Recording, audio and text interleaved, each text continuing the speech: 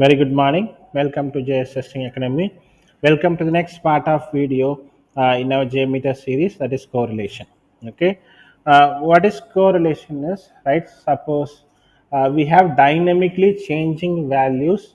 To handle that, we go for correlation. For example, right, there is a ticket booking site, right? When we book a ticket, first an order number will be generated. Next time we book a ticket, there is a next order might be generated, so the ticket id will be changing frequently. So if we run the script, due to the changing id, there might be a failure in the script. Okay, so this might give a failure in a script. That To how to handle that, we go for correlation for dynamically changing values like session id, right? Order id, right? Some numbers, right? Right, for example, when we test an api, right, one if I give a post request, one id is generated. Next time I give another request and another id is generated. So right, he keeps on changing, right? The new request, the id gets changed, hard, right?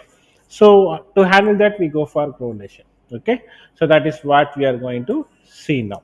Now let's go and create a new, in the plan we create a, you give a plan name, correlation.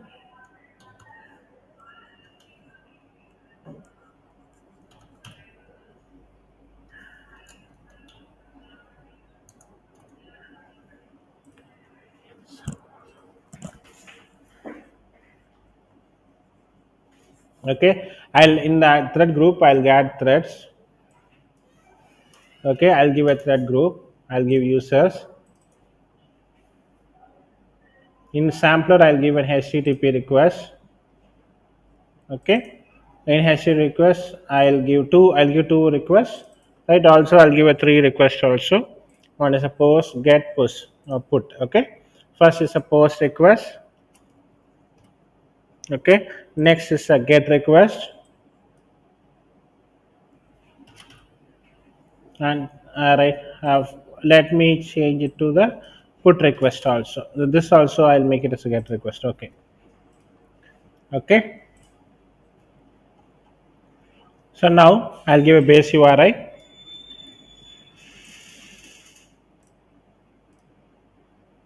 the post request, and I'll give a resource also, right?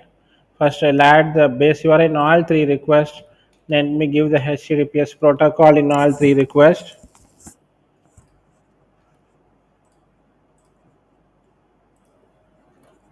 Okay, let me change from post to the get. Okay, now let me copy the resource of all three requests. First is the post request resource, I'll paste it in the path.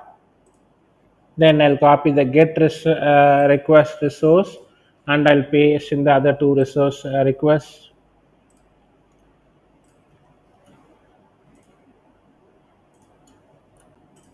Okay, now let's go and copy the request body.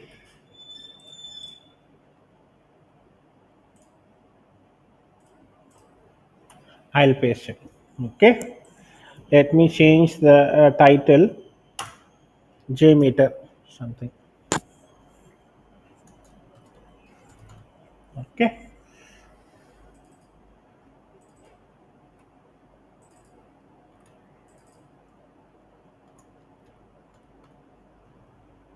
performance. Okay. Okay, now let me add the listeners also,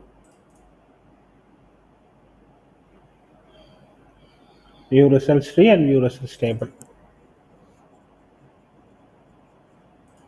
Hope you watched all the previous videos. Okay, now let me add again listener, view results in table. Okay, now let me run it first 1 minute, check it's working. Post request and get, all three requests is running, and it's fine. Okay, if you see in the response data, right, I get large set of, it is going to extract all the right, this from the server. Okay, So all the IDs from the server is going to extract. See, if I give a post, one ID is generated. If you know, all notice, right, 25970. When next time when I request, then another ID will be generated. Okay, if I resend again, see,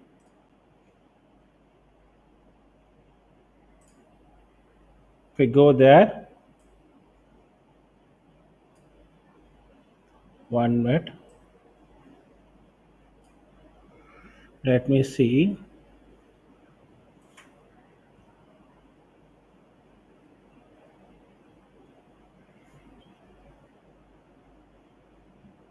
Let me see, one minute.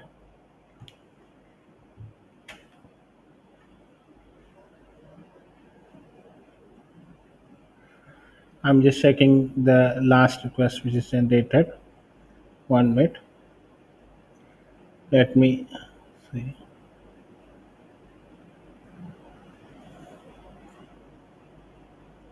One minute.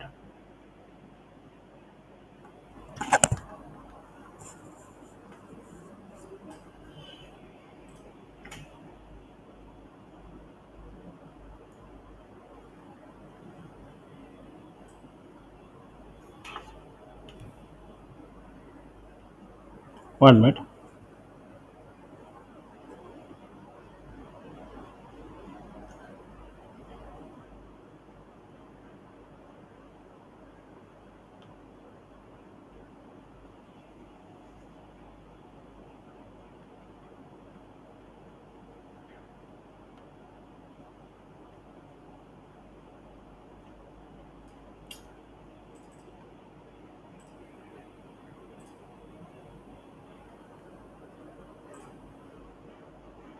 Okay, let me run and try now.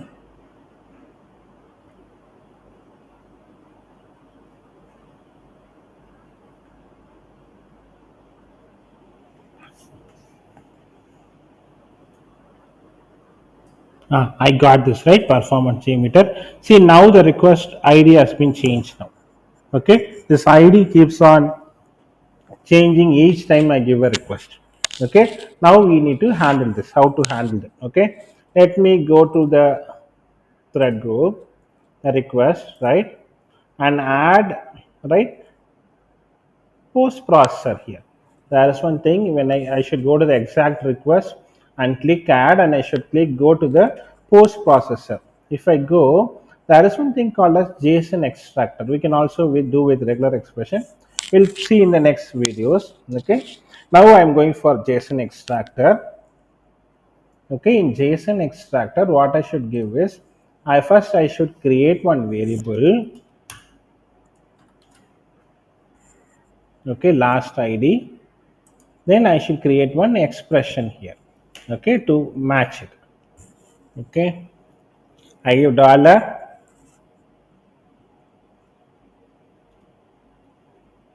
I give square bracket. You should write an expression so that it's capturing the any ID, the last ID. Okay, I should give -1 dot ID. Okay, it will less it, right? For example, the last ID, it will minus, it will go to the previous ID and it will capture it.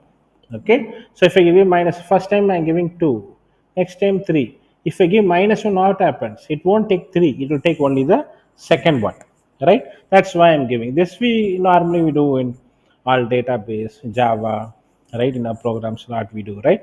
-1, it extra leaves the last one and takes the before one. Okay, let me run now. Before that, I'll do one thing. I need to set parameters here.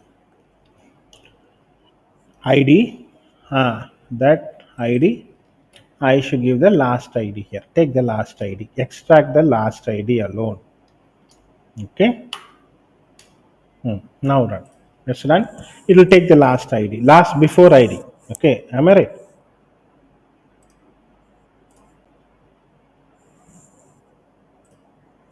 See, you got right. The last before ID it took. Got it right? So this is how we can do, right, catch the dynamic values and avoid failures during our execution. Okay, you can see, right?